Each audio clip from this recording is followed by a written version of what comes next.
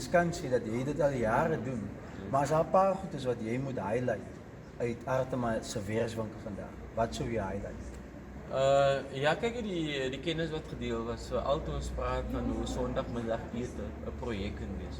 So jy het dit met 'n rug gevat aan klein goedjies soos daai wat ek bestuur, soos my eerste album uitreiking, die eerste videoetjie wat ek aan mekaar gesit het.